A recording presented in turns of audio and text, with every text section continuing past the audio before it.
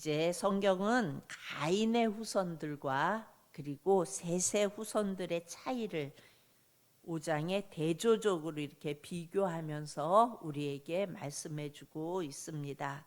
가인의 후손들은 상당한 문명 사회를 형성하며 살았을 것입니다. 그들은 산업과 예술과 사법제도가 상당한 수준까지 발전한 사회를 이루어 냈을 것입니다. 그러나 그만큼 그들은 도덕성은 발전하지 못했고 폭력이 난무했고 또 라멕과 같이 오만하고 포악한 그런 사람을 용납했던 사회가 바로 가인의 후손들의 사회였습니다. 반면에 셋의 자손들은 연약했습니다. 업적이 없어요. 셋의 자손들은. 어제 말씀의 끝에 셋의 아들 에노스 때에 비로소 이들이 여호와의 이름을 불렀다고 말씀했는데, 에노스라는 이름 자체가 연약하다는 뜻입니다. 에노스 그러면 연약하다 이런 뜻입니다.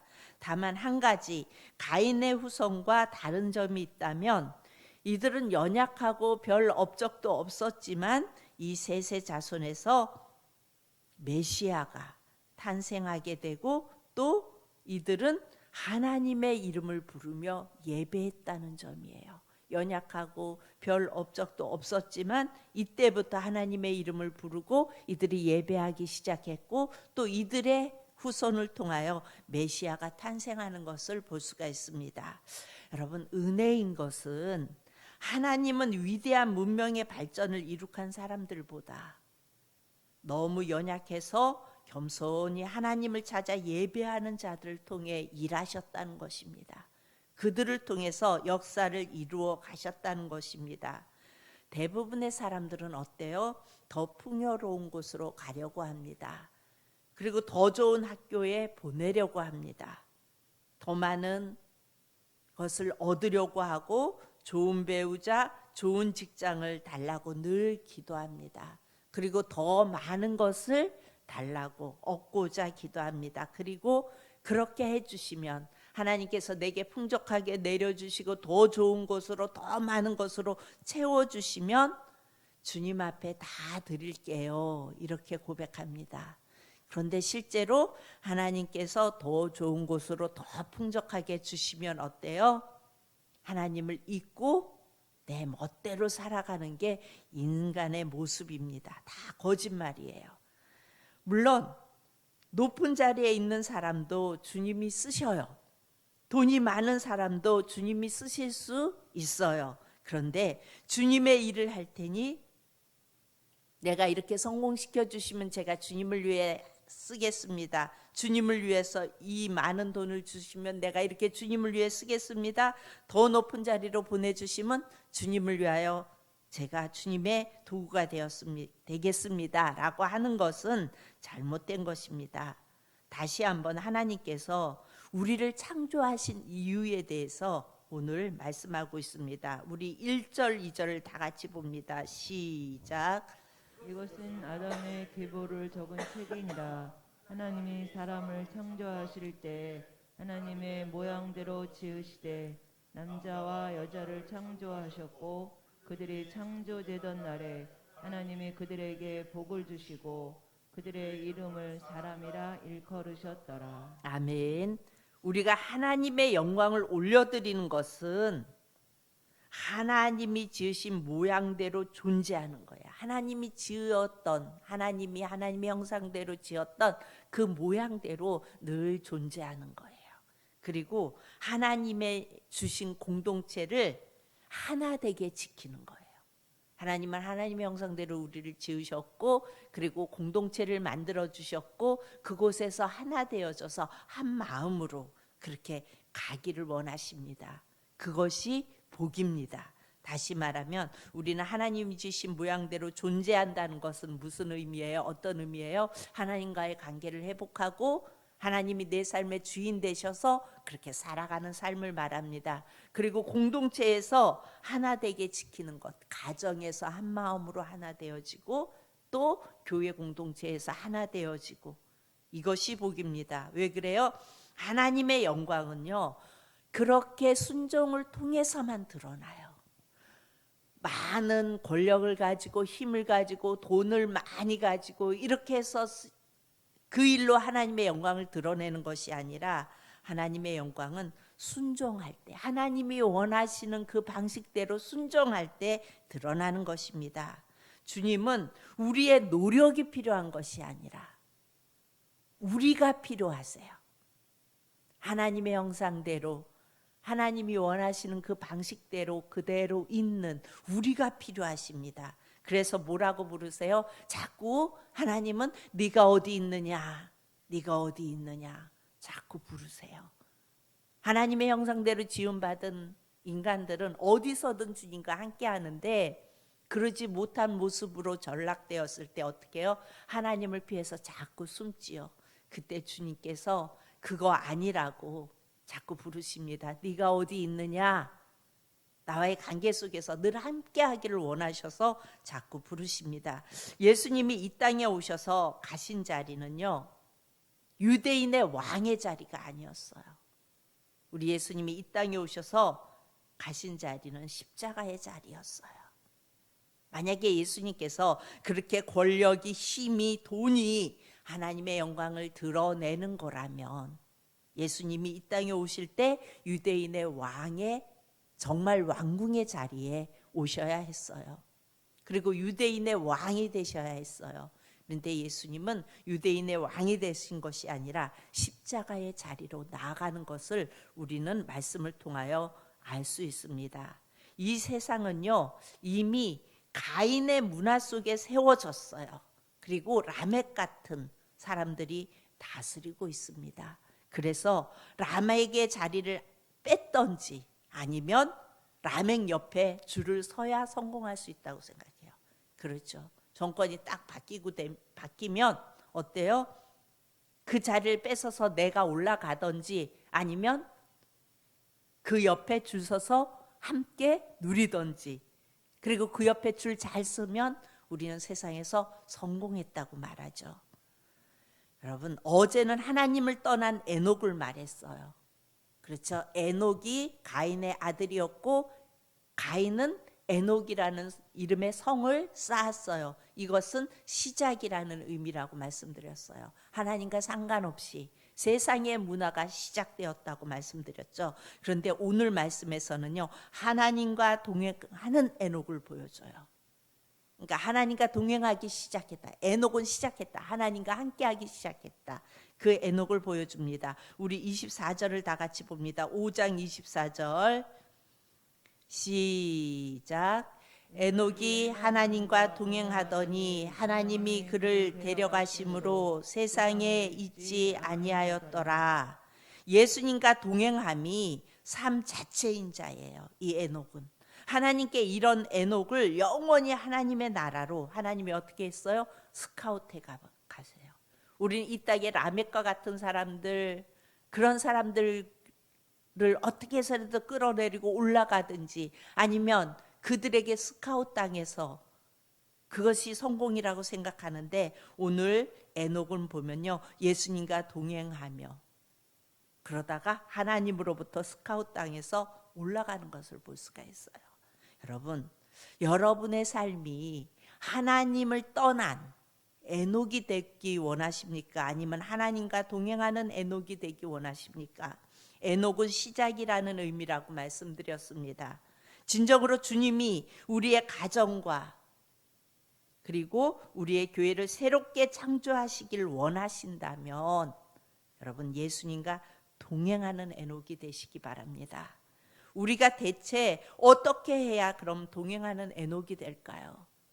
에녹은 그렇게 동행하고 삶 자체가 주님과 함께 하다가 하나님으로부터 스카우트 당해서 그냥 삶 모습 그대로 올려졌다고 말하는데, 그러면 우리는 어떻게 하면은 이 동행하는 에녹이 될까요? 히브리서에 보면요, 에녹은 믿음으로 죽음을 보지 않고 옮겨졌고 이렇게 말해요. 하나님을 기쁘시게 하는 자라고 히브리서에 말씀합니다. 그 단서가 뭘까요? 믿음이 좋으면 되는 것입니다. 그런데 그러면 대체 믿음이 좋은 게 뭘까요? 믿음이 좋아서 믿음으로 죽음을 보지 않고 옮겨졌다고 말해요. 그러니까 믿음이 좋으면 동행하는 거예요. 그런데 대체 믿음이 좋은 게 뭘까요? 여러분, 어떤 대상을 잘 믿는다는 것은 믿을 만한 경험을 했다는 것을 의미합니다. 그렇죠? 내가 어떤 그 사람을 잘 믿는 것은 그 사람을 믿을 만한 경험을 했어야 믿잖아요. 그 사람이 이렇게 믿을 만한 사람이 못 되는데 그 사람 믿지 않죠. 내가 믿을 만한 경험을 했다는 것을 의미합니다. 그런데 보지 않고 경험해 보지 않고 믿을 수가 있어요? 없어요. 여러분, 아기가 태어나면 이 아기는 엄마를 믿죠. 왜 그래요? 내가 태어났는데 내가 불편하지 않도록 내가 울면 안아주고 내가 울면 먹을 것을 주고 내가 불편하면 진자리 다 갈아주고 그리고 언제나 나를 포근하게 품어줘요. 그러니까 그 엄마 품에 있으면 내가 두려움은 사라지고 믿음이 생기잖아요. 그래도 이 사람은 내가 믿을 만한 사람이야. 어떤 꼬마가 길에서 막 울면서 그러더라고요. 엄마도 못 믿어 그러고 우는데 우리 지나가면서 다 웃었는데 갑자기 그 생각이 딱 나네요. 그런데 여러분, 물론 뭐 엄마가 못 믿게 해서 못 믿을 수도 있겠지만 아이가 자라면서 엄마를 믿어요. 그리고 엄마는 나를 보호해줄 거라는 걸 알고 엄마랑 함께 있으면 두려움을 느끼지 않는 게 아이의 모습이잖아요. 그렇다면 아기가 믿음을 가진 것이 시작이 믿음인가요? 아니면 부모의 사랑이 믿음인가요? 시작부터 믿음으로 가지 않았어요. 엄마가 잘해주고 엄마가 챙겨주고 엄마가 이렇게 보살펴주고 그러니까 그 사랑이 믿음으로 간 거예요. 아, 이거 믿을만 하구나. 이 사람하고 함께 있으면 내가 두렵지 않구나. 이렇게 되어지는 거지. 처음부터 시작이 믿음으로 시작되지는 않았어요. 사랑이 먼저였어요. 그렇다면 여러분, 하나님이 완전한 사랑이세요. 그렇죠? 그분이 완전한 사랑이기 때문에 이분과 같이 살면, 우리 예수님과 같이 살면 믿음은 당연히 생기게 되어져 있다고요. 그분과 함께하면 우리에게 믿음이 당연히 생깁니다. 예수님은 정말 좋은 분이야. 이렇게 예수님 하나님은 좋은 분이야. 지식으로 알면 역사하는 믿음은 없어요. 지식으로만 내가 알고 있으면 그러면 어떻게 믿음을 시작할까요? 주님을 바라보는 거예요. 그리고 주님께 막 매달리세요. 주님께 우세요. 배고프다고 우세요. 아프다고 우세요.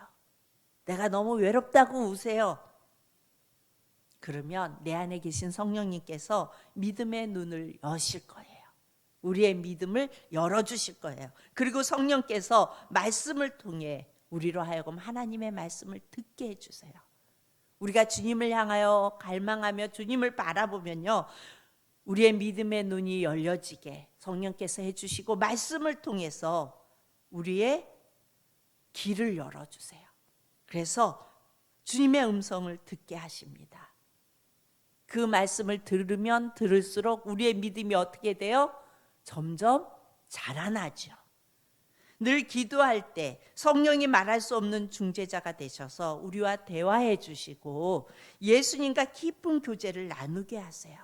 그래서 성령 말씀 기도로 그분과 함께 살 수 있고 그리고 그분과 함께 하니까 우리는 믿어지는 거예요. 여러분, 그렇죠? 내 삶 속에서 간구하고 말씀을 듣고 그러면서 내 귀가 열리고 믿음의 눈이 열려지고 그 주님과 계속 교제하면서 내 안에 자꾸 믿음이 쌓여가잖아요. 때로는 내 환경은 전혀 그렇지 않아요. 내가 원하는 어떤 내가 꿈꾸는 그런 거 전혀 상관없이 계속 가고 있어요. 그럼에도 불구하고 예수님 안에서 평안할 수 있는 것은 왜 그래요? 그분을 믿기 때문에, 주님을 믿기 때문에 우리는 편안하고 또 그분을 의지하고 내 환경은 아닌데도 여전히 평안한 가운데 주님 바라보면서 갈 수 있는 이유가 뭐예요? 그분의 사랑이 내 안에 있다는 것을 아니까. 느끼니까. 그러니까 갈 수 있는 것입니다. 그래서 믿음으로 사랑하고 그 사랑으로 우리는 동행할 수 있는 거예요. 여러분, 우리에게 믿음이 없으면 우리는 동행할 수 없어요. 그런데 내가 그 믿음을 가지고 주님을 바라볼 때 우리는 동행할 수 있는 것입니다. 그래서 에녹은 동행할 수 있었어요. 그리고 결국은 주님께 그대로 들려 올라가는 모습을 우리가 성경을 통해서 봅니다. 오늘도 그렇게 여러분 예수님과 깊은 교제 속에 동행하실 수 있기를 축복합니다. 그렇다면 내 상황과 내 삶과 내 환경과 전혀 상관없이 우리 안에 주님이 주시는 평강이 가득하게 될 것입니다. 그리고 그 평강 속에서 믿어지는 거예요. 주님이 계셔서 오늘도 살아갑니다. 주님이 계셔서 오늘도 감당합니다. 그렇게 믿어지고 그 주님을 의지하기 때문에 두려움이 없어지는 거예요. 늘 당당하고 앞으로 내가 앞이 캄캄한 것 같아도 열어주실 거야 라는 믿음을 가지고 또 걸어갈 수 있는 것입니다. 우리 사랑하는 성도님들 모두가 세상이 어떠할지라도 내 환경이 어떠할지라도 나를 사랑하시는 사랑의 그 자체이신 그 주님 바라보면서 그 주님과 동행할 수 있기를 축복합니다.